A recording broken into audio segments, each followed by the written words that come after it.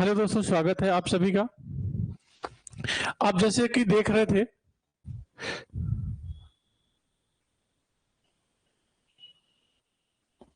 हम लोग सीपीयू पढ़ने वाले थे। सीपीयू का मतलब होता है सेंट्रल प्रोसेसिंग यूनिट। इसके पहले की चीजों को हम लोग पढ़ चुके हैं और बहुत अच्छे से पढ़े थे आप। तो आज से हम सीपीयू के बारे में पढ़ेंगे। यहाँ पर देख रहे हैं आप सीपीयू, ये इसका पता है, इसमें आपको जो चीजें मिलती हैं, ये कंप्यूटर का बोला जाए तो दिमाग है, ब्रेन है। सब कुछ इसी में रहता है। इसमें क्या होता है ना कि एक मदरबोर्ड होता है। क्या रहता है? मदरबोर्ड होता है। और मदरबोर्ड में सब चीजें कंपाइल की रहती हैं, जुड़ी रहती हैं एक दूसरे से। उसी में सब कुछ नोड वोड बने रहते हैं, जिसमें आप कुछ भी यूएसबी उसबी खोजते हैं। तो एक बार पढ़ते हैं। सीपीयू का पूरा नाम सेंट्रल प्रोसेसिंग यूनिट है। जैसे ये इंपॉर्टेंट है, ये बार बार पूछा जा सकता है आपसे। क्या आपको आवाज मेरी आ रही है?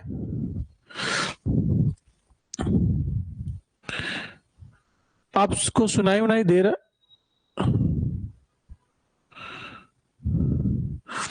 क्या आपको सुनाई दे रहा है?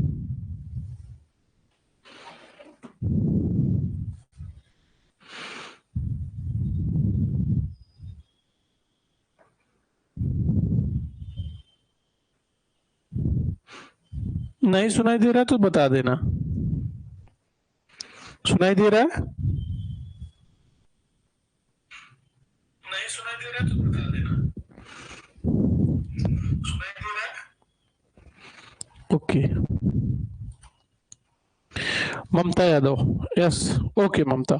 तो हम लोग इसके पहले का आप पढ़ चुके थे ना। आप जरा देखिए, जिसे हम कंप्यूटर का दिमाग, इसको क्या कहा जाता है? कंप्यूटर का दिमाग। एक क्योंकि ये सारे निर्देशों को प्रोसेस करता है और यूजर के द्वारा दिए गए इनपुट निर्देशों को रिसीव करता है और उसके आधार पर सॉफ्टवेयर को चलाता है और फिर बाद में हमें आउटपुट के रूप में उसका रिजल्ट देता है।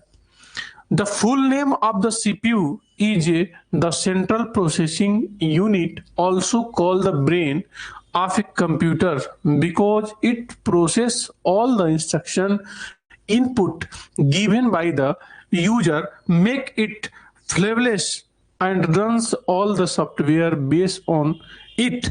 And then later, the result of the output is shown on the screen of the monitor. इसमें जितने भी आप इनपुट देते हैं, इनपुट देने के बाद ये सॉफ्टवेयर जो होते हैं उनको सॉफ्टवेयर में जाता है, सॉफ्टवेयर प्रोसेस करता है और प्रोसेस करने के बाद आपको रिजल्ट दिखाता है। जैसे मान लीजिए कि हमने कोई इनपुट दिया कि तुमको प्रिंट करना है, तो प्रिंट का जाएगा पहले सीपीयू में जाएगा कमांड, और कमांड क्या होगा? प्रोसेस होगा। प्रोसेस होने के बाद काफी चीजें सॉफ्टवेयर में घूमेंगी, फिर वो प्रिंट आउट देगा, फिर आपको रिजल्ट मिलेगा। जैसे आप कुछ भी ओपन करते हैं, ओपन करने के बाद आप एक कमांड देते हैं कि यूट्यूब ओपन हो, तो यूट्यूब को सॉफ्टवेयर ओपन करता है।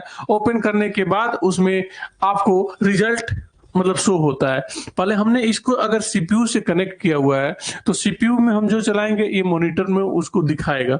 मतलब ये सारे इंस्ट्रक्शन इसी से इसी में दे रहे हैं हम लोग, और इंस्ट्रक्शन क्या करता है? प्रोसेस करके आपको रिजल्ट दिखाता है। समझ गए आप? आइए आगे बढ़ते हैं। इसके अंदर की चीजें देखिए। यहाँ पर इसके अंदर की ये सब चीजें हैं। आपको जब आप क्या नाम है कभी मदरबोर्ड ओपन होगा तो देखना, ये इसके बाहर, एक्चुअली में ये बाहर की चीजें हैं, ये सब बाहर रहता है। ये अंदर की चीजें, इसमें सीडी डीवीडी लगा सकते हैं। इसमें पावर सप्लाई एमपीएस एक होता है जो पूरे पावर सप्लाई को कंट्रोल करता है। इसमें हार्ड डिस्क लगा रहता है। मदरबोर्ड इसमें एक होता है। मदरबोर्ड का मतलब आगे आएगा, अभी आपको एक प्लेट रहेगा मदरबोर्ड का, उसी पर सब कुछ चिपका रहेगा। चिपका मतलब उसी में लगाया गया रहता है। और यहाँ पर देखिए ये सब नोड है, जैसे साउंड के लिए है, स्क्रीन के लिए है, माइक्रोफोन के लिए है, यूएसबी के लिए है, और वीडियो कार्डर है, नेटवर्क है, मोडम है। मतलब यहाँ पर देख रहे हैं आप, मतलब सब कुछ इसी में सीपीयू के जो मदरबोर्ड होता है ना, उसी में लगा हुआ, उसी से कनेक्ट है। यहाँ पर क्या क्या लगा रहेगा, हार्ड डिस्क लगा रहेगा, रैम रहेगा, डिस्क ड्राइवर रहेगा, पहले फ्लॉपी आता था, ये फ्लॉपी को चेंज कर दिया गया, इसको चेंज किया गया हार्ड डिस्क से। अब इसके बाद भी नया वर्जन आ गया है, जो आ गया एसएसडी आ गया है, जिसकी स्पीड बहुत तेज हो गई है। एसएसडी की स्पीड अभी बहुत तेज है, समझ गए आप। तो इसमें इसी में सब लगा रहता है, इसके अंदर जो मदरबोर्ड होता है ना, उसमें स्पीकर लगा रहता है, सेकेंडरी मेमोरी लगी रहती है, और प्राइमरी मेमोरी लगी रहती है, सब इसी मदरबोर्ड में लगाया जाता है। सबके नोट बने होते हैं। उसके बाद आइए हम नेक्स्ट चलते हैं आपको। उसके बाद मेमोरी क्या होता है, अब यहां से हम पढ़ेंगे कि मेमोरी क्या होता है। दोस्तों जैसे आप मेमोरी की बात करें तो मैंने कहा कि मुझे याद है कि आपकी क्लासेस 5 बजे मतलब 6 बजे लेनी है। तो मुझे याद है कि 6 बजे, ये तो मेरी मेमोरी में कैच है ना कि आपने एडमिशन लिया है और मुझे आपको पढ़ाना है, तो पढ़ाना है तो ये मेमोरी में फिक्स है। लेकिन जो कंप्यूटर है ये मटेरियल का बना होता है, और इसमें कोई चीज कैसे रहेगी, तो इसके लिए ना मेमोरी बनाई गई। मेमोरी बनाई गई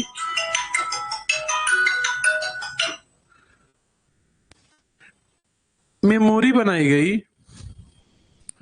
देखिए फोन आ रहा था, डिस्टर्ब होगा, साइलेंट कर लिया गया। तो मेमोरी का काम है चीजों को स्टोर करके रखना, और आपको जब भी चाहिए वो देती है।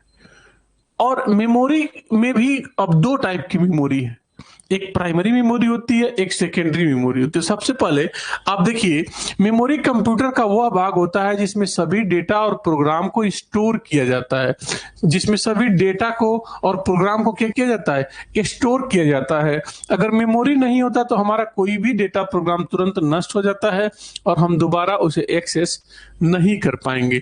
Memory is the part of the computer in which all the data and programs are stored. If there is no memory, then any of our data or program will be destroyed immediately, and we will not be able to access it again। मतलब दोबारा हम उसको access ही नहीं कर पाएंगे। अगर memory नहीं रहेगी तो एक बार डेटा चला गया तो डिलीट हो गया, खत्म हो गया मामला, उसके बाद आप उसे स्टोर नहीं कर पाएंगे। मेमोरी में ही सारी चीजें स्टोर होती हैं, ये बात तो आप समझ गए होंगे। उसके बाद आगे आइए, मेमोरी के ये यूनिट है, यूनिट को मैं एक बार लिखवाऊंगा, यहां पर मत लिखिए आप, मैं आगे बताऊंगा। मेमोरी के प्रकार देखिए, मेमोरी ना यहां पर देखिए, मेमोरी के दो प्रकार है, टू टाइप ऑफ मेमोरी है, दो प्रकार है। तो इसमें जो पहली टाइप का है वो प्राथमिक मेमोरी से बोलते हैं या प्राइमरी मेमोरी बोलते हैं। प्राइमरी मेमोरी को ही मेन मेमोरी कहा जाता है, समझ गए। ये इसके अंदर सभी प्रोग्राम तथा इनपुट और आउटपुट डेटा अस्थायी रूप से कुछ देर के लिए सेव होता है, और जैसे ही आपका कंप्यूटर बंद या वो प्रोग्राम बंद हो जाता है जिससे आप काम कर रहे होते हैं, वो डेटा भी समाप्त हो जाता है। तो प्राइमरी मेमोरी देखिए, प्राइमरी मेमोरी में ना क्या होता है कि कोई भी डेटा स्टोर नहीं होता। प्राइमरी मेमोरी एक ऐसी मेमोरी है जो कोई भी डेटा को स्टोर नहीं करती। जैसे मान लो आप कंप्यूटर को ओपन करने के, तो ओपन जब कर रहे हैं ना, तो ये सब सारे के सारे फंक्शन प्राइमरी मेमोरी में काम कर रहे हैं। लेकिन प्राइमरी मेमोरी कोई भी डेटा को स्टोर नहीं करता, ये बात आपको बिल्कुल जानना जरूरी है कि प्राइमरी मेमोरी कोई भी डेटा को स्टोर नहीं करता अपने आप में। जैसे ही आप क्या करते हैं, कंप्यूटर ओपन करते हैं, तो जितनी भी फंक्शन काम करने लगता है ना, वो सब के सब प्राइमरी मेमोरी में होता है। कब होता है? प्राइमरी मेमोरी में होता है। अब प्राइमरी मेमोरी को भी कई प्रकार से बांटा गया। जैसे प्राइमरी मेमोरी को अब 3 वैरायटियों में बांट दिया गया। तो अब सबसे पहले आप इतना लिख लीजिए कि प्राइमरी मेमोरी को मेन मेमोरी भी कहते हैं, क्योंकि इसके अंदर सभी प्रोग्राम, इनपुट और आउटपुट डेटा अस्थायी रूप से कुछ देर के लिए सेव होता है, और जैसे ही आप कंप्यूटर बंद होंगे वो डेटा भी समाप्त हो जाएगा, खत्म हो जाएगा। इसके भी 2 प्रकार होते हैं, एक्चुअली में इसके 3 प्रकार होते हैं। तो इसमें 2 ही प्रकार लिखा गया है। इसमें एक होता है रैम और दूसरा होता है रोम। रैम रैंडम एक्सेस मेमोरी, जिसको हम रैम बोलते हैं, और दूसरा होता है रोम, और तीसरा होता है कैश मेमोरी। तो यहाँ पर दो ही टाइप लिखा गया है, हालांकि ये जो कैश मेमोरी है ये बाद में आया था, इसीलिए इसमें इंक्लूड नहीं हो पाया। तो ये जो बनाया गया है, इसमें एक मेमोरी छूट गया है, अगली बार हम इसको अपडेट करवा देंगे। इसमें एक तो जैसे प्राइमरी मेमोरी हो गया, प्राइमरी मेमोरी के 3 प्रकार हो गए, जिसमें रैम आ जाएगा, रोम आ जाएगा और कैश मेमोरी आ जाएगी। तो अब जरा देखिए, रैम एक अस्थायी मेमोरी होती है। यहाँ पर रैम देख रहे हैं, इतना बड़ा है, ये रैम है। रैम एक अस्थायी मेमोरी होती है, क्योंकि जब हम कंप्यूटर कोई भी डेटा या प्रोग्राम को इनपुट करते हैं तो ये कुछ समय के लिए उस डेटा को सेव रखता है, और जैसे ही बिजली चली जाएगी कंप्यूटर बंद हो जाता है और वो डेटा नष्ट हो जाता है। मतलब यह कहने का मतलब यही है कि रैम अपने में कुछ भी नहीं रखेगा। आप जो भी टाइप कर रहे हैं, टाइप करने के बाद जब आप उसे सेव करते हैं ना, तो वो सेकेंडरी स्टोरेज में चला जाता है, प्राइमरी स्टोरेज में नहीं रहता। और ये सिर्फ प्रोसेस करता है, आपको एक मतलब दिखाता है रिजल्ट। प्राइमरी मेमोरी में कोई भी चीज सेव नहीं होता। आप समझ पा रहे हैं बात को? जरा देखिए, जब हम किसी भी डेटा को कंप्यूटर में इनपुट करते हैं तो वो डेटा सबसे पहले रैम में जाता है, और उसके बाद सीपीयू अपने आवश्यकता के अनुसार वहां से प्राप्त होता है। इसलिए इसे नहीं, सीपीयू अपने आवश्यकता के अनुसार उसे एडजस्ट कर देता है, जहां भेजना रहता है वहां भेज देता है। उसके बाद इसीलिए इसको अस्थायी मेमोरी कहते हैं। ये अपने में सेव नहीं करेगा, सिर्फ आपको दिखाएगा आपको कि प्रोसेस हो रहा है, आप टाइप कर रहे हैं, लेकिन जैसे ही टाइप को सेव करेंगे वो सेकेंडरी स्टोरेज में चला जाता है। अब यहाँ पर अगर यहाँ इसमें जैसे मान लो कोई भी चीज आप टाइप कर रहे हो या लिख रहे हो या बना रहे हो या पेंटिंग कर रहे हो, तो ये रैम में सारे प्रोसेस होते हैं। रैम जो है ना, वो सेमी कंडक्टर मटेरियल का बना होता है, और सेमी कंडक्टर जिसे सिलिकॉन कहते हैं, सिलिकॉन भारत में नहीं मिलता, ये विदेशों से मंगाया जाता है, इसीलिए बहुत महंगा है। अभी हाल ही में पार्लियामेंट में इसे बहुत सारा बहस हुआ था, जिसमें ये हुआ एक कंपनी बनाई जा रही है गुजरात में जो आपको सेमी कंडक्टर बनाएगा, और जब सेमीकंडक्टर बनने लगेगा तो बहुत सस्ता मिलने लगेगा, इसलिए कंप्यूटर के फोन में बूम आ जाएगा, एकदम सस्ता मिलने लगेगा आपको। समझ गए आप? आइए उसके बाद हम रोम के तरफ चलते हैं।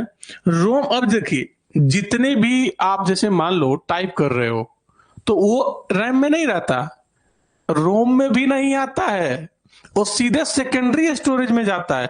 अब रोम में कौन सी फाइल रहेगी, यहां जरा पढ़िए, रीड ओनली मेमोरी होता है। इसके नाम से ही पता चल रहा है कि ये एक ऐसा मेमोरी होता है जिसका इस्तेमाल किसी भी डेटा को रीड यानी पढ़ने के लिए किया जाता है। ये एक अस्थाई मेमोरी होती है, इसीलिए जब बिजली चली जाती है या प्रोग्राम बंद हो जाता है जिस पर हम काम कर रहे होते हैं, तो ये डेटा इसके अंदर अस्थाई रूप से सुरक्षित रहता है। एक्चुअली में देखिए, समझना ये पड़ेगा आपको कि जो मेमोरी है सबसे पहले 2 टाइप से है, और जिसमें प्राइमरी मेमोरी हो गया, सेकेंडरी मेमोरी हो गया। अब प्राइमरी मेमोरी 3 टाइप से है, एक रैम है, एक रोम है, और एक कैश है। तो रैम मेमोरी हम तो पढ़ लिए, रैंडम एक्सेस मेमोरी, जिसमें कोई भी डेटा स्टोर नहीं होता। लेकिन रोम वो चीज है ना, जैसे यहां पर रोम देख रहे हैं आप, इसमें वो चीज है, जैसे आप जितनी भी, जैसे प्ले स्टोर से आपने सपोज फेसबुक डाउनलोड किया या व्हाट्सएप डाउनलोड किया या कोई भी ट्विटर, इंस्टाग्राम, यूट्यूब, कुछ भी आप डाउनलोड किए प्ले स्टोर से, तो जो उसकी बैकअप फाइल होती है ना, बैकअप फाइल जिसे बोलते हैं, जिसमें प्रोग्रामिंग की गई रहती है, वो सारा का सारा डेटा इसी रोम में रहता है। समझ गए आप? जितनी भी बैकअप फाइल रहेगी, सेटिंग की जितनी भी सेटिंग में फाइल रहेगी, वो सब का सब किस में सेव होता है? रोम में सेव होता है, रीड ओनली मेमोरी में। आप क्लियर हो गया कि रैम कोई भी डेटा को नहीं सेव करता, लेकिन रोम में सेटिंग की फाइलें सेव रहती है, वहीं से उठाता है, उठाने के बाद आपको डिस्प्ले कर देता है, डिस्प्ले हो रहा है रैम में। अब कैश मेमोरी का क्या काम है? यहां पर कैश मेमोरी कैश मेमोरी नहीं दिया गया है, मैं कैश मेमोरी को बता दे रहा हूं कि जैसे मान लो, यहीं पे बता दे रहा हूं, जैसे आप देखेंगे कि यहाँ पर तो ये रोम है और यहाँ पर ऐसे रैम लगा हुआ है, ऐसे करके रैम लगा हुआ है। तो इसके बीच में एक ब्रिज का काम करता है जिसे हम कैश मेमोरी कहते हैं।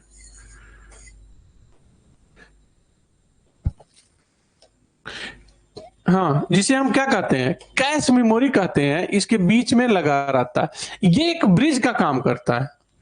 ब्रिज का मतलब कि इससे डेटा लेता है और इसको देता है और इससे लेके इसको देता है, मतलब ये आदान प्रदान का काम करता है। इसकी स्पीड बहुत ही फास्ट होती है। जब से ये कंप्यूटर में लगा तब से स्पीड बहुत तेज हो गई कंप्यूटरों की।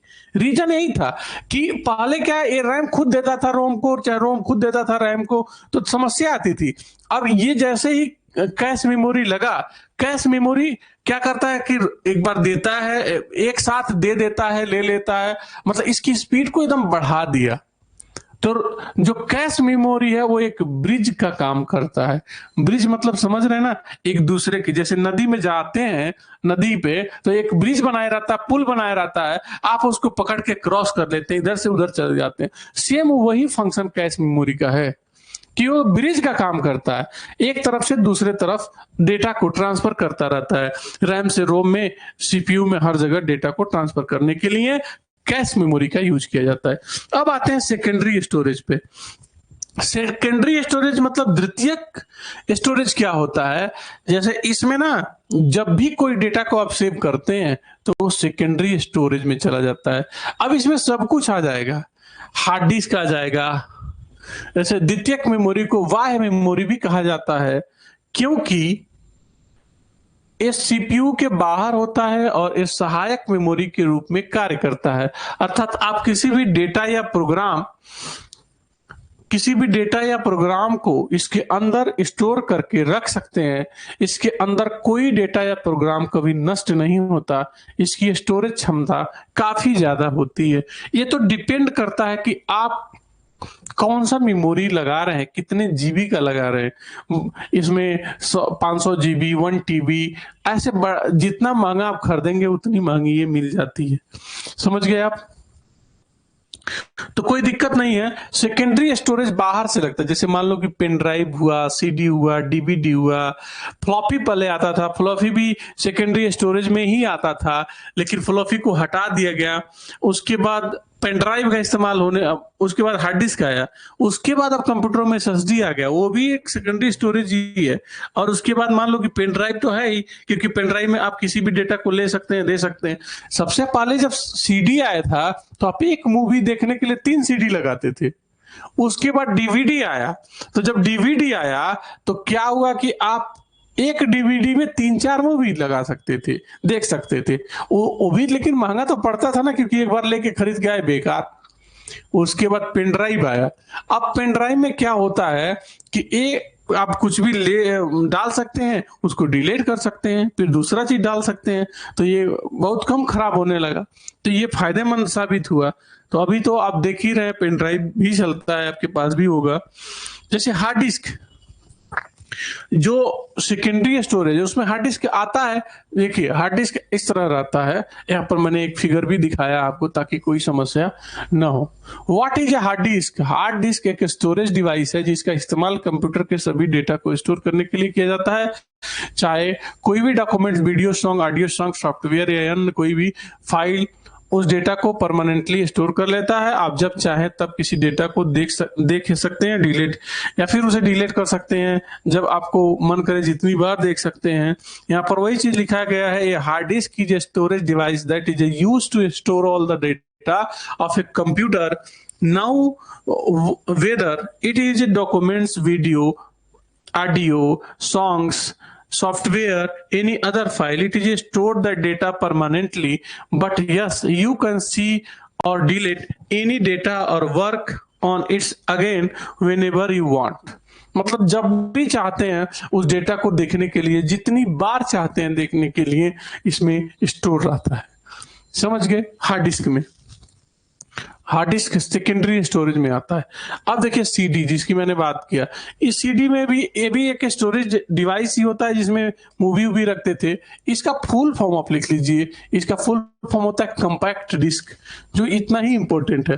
ये भी एक एक्सटर्नल डिस्क ही होती है, इसके अंदर भी कई तरह के डेटा को रखा जा सकता है और इसे देखा या रीड किया जा सकता है। इसके अंदर आप कई तरह की चीजों को स्टोर करके रख सकते हैं, जैसे film, video, song, audio, software इत्यादि। इसमें भी मतलब it is also an external disk.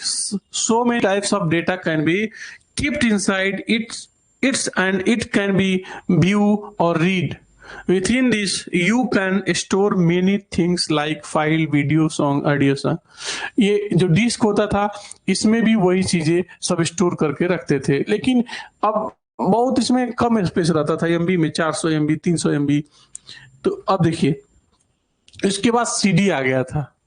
अच्छा ये देखिए मेमोरी डिस्क। मेमोरी डिस्क में क्या था कि ये चिप जिसे बोलते थे, क्या बोलते थे, चिप बोलते थे। यहाँ पर देखिए ऐसे अभी भी ये तो आता है, अभी भी आपके हो सकता है फोन उन अगर थोड़ा सा पुराना रहेगा तो उसमें होगा, ये डिस्क रहता था। देखिए यहाँ 16 GB लिखा है, जीबी लिखा रहता है। ये भी सेम काम करता है। This is also an external disk in which you can store and keep many things like audio song, video song, film ETC. तो इसमें कुछ भी आप स्टोर कर सकते थे। अच्छा उसके बाद आइए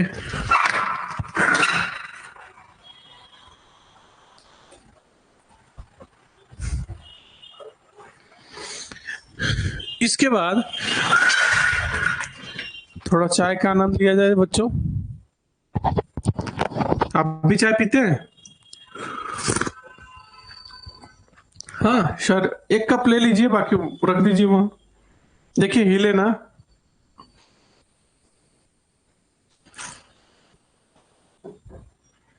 तो ठीक है, आप लोग चाय वाय पीते हो। फ्लैश ड्राइव या पेन ड्राइव, पेन ड्राइव जानते ही हैं पेन ड्राइव क्या होता है। पेन ड्राइव में डेटा को रख सकते हैं।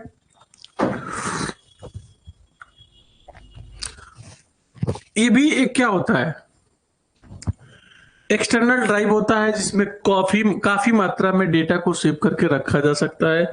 इसकी खास बात यह है कि ये छोटे होने के साथ साथ काफी सुविधाजनक भी होता है। इसे जहां चाहे वहां ले जा सकते हैं आप, जिधर चाहे इसको लेके घूम सकते हैं, पैंट में, मतलब जेब में। This is also an external drive in which we can store a large amount of data. The good thing about it is that it is a very convent बोल सकते हैं उसे ना, कन्वेंशियल होता है, ले जा सकते हैं। As well as being small you can take its where ever you want and use it. जिधर चाहे आप ले जा सकते हैं, उसे यूज कर सकते हैं। Power supply MPS. एमपीएस क्या होता है, ये देखिए एसएमपीएस जिसे बोलते हैं। ये एक ऐसा जो मतलब बनाया गया है, जैसे आपके गांव में एक ट्रांसफार्मर लगा होगा।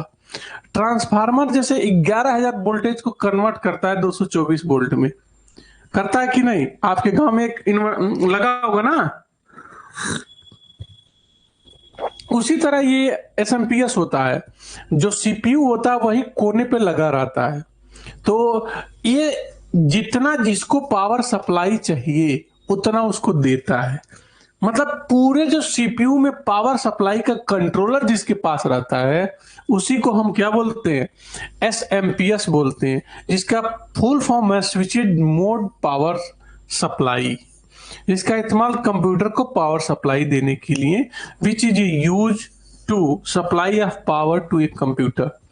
मतलब कंप्यूटर के पावर सप्लाई को जितनी जिसको आवश्यकता है उसके अकॉर्डिंग कंट्रोल करके देता है। समझ गए बात आप? कोई दिक्कत नहीं है ना? बोल नहीं रहे हो आप लोग? आपका भी चाय पीने का मन कर दिया क्या?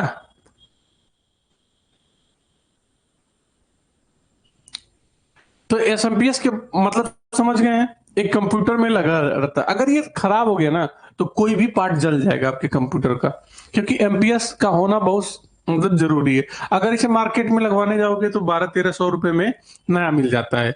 अपने मर्जी के अनुसार कितना महंगा आप खरीदना चाहते हैं डिपेंड भी करता है। हर चीज आप तो जानते ही हैं, कई क्वालिटी का आता है, जैसा आपको मर्जी वैसा। आप कंप्यूटर में 12,000 का भी कंप्यूटर खरीद सकते हैं, आप 2 लाख का भी कंप्यूटर खरीद सकते हैं, या उससे ज्यादा का भी खरीद सकते हैं। उसके बाद एक्सपेंशन कार्ड। एक्सपेंशन कार्ड क्या होता है? एक्सपेंशन कार्ड यहां देखिए, इसमें नोट बने होते हैं, इसको ये एक्सपेंशन कार्ड है। ये एक तरह का कार्ड होता है जो कि कंप्यूटर को गुणवत्ता को बढ़ाने के लिए प्रयोग किया जाता है। इसके कई प्रकार हो सकते हैं, मतलब ये देखिए कई कई वैरायटी के होते हैं। एक्सपेंशन कार्ड से ना क्या होता है कि कई चीजें इसमें एक्स्ट्रा आप जोड़ सकते हो, इंटरनेट का कनेक्शन दे सकते हो, इसकी स्पीड को तेज कर सकते हो, तो बहुत इसका यूज है। यहाँ इंग्लिश में बात वही लिखी गई है, it is known by its name that this is a type of card which is use to enhance the quality of a computer. There can be many type of it like audio, video, graphic card, network card, modern card, etc. तो कई variety के होते हैं ये भी। उसके बाद processor. Processor क्या होता है? अब देखिए कभी कभी नहीं डायलॉग मारते हैं, अब क्या तुम्हारा प्रोसेसर खराब हो गया है क्या? ये वही प्रोसेसर है। प्रोसेसर कंप्यूटर का समझिए कि एक तरह से ब्रेन ही है। कंप्यूटर प्रोसेसर से ही पता चलता है कि आपकी स्पीड कितनी तेज है, कितना जल्दी से प्रोसेस कर ले रहे हैं। तो यहां पर प्रोसेसर आपको दिख रहा है, चमक रहा है क्या आपको?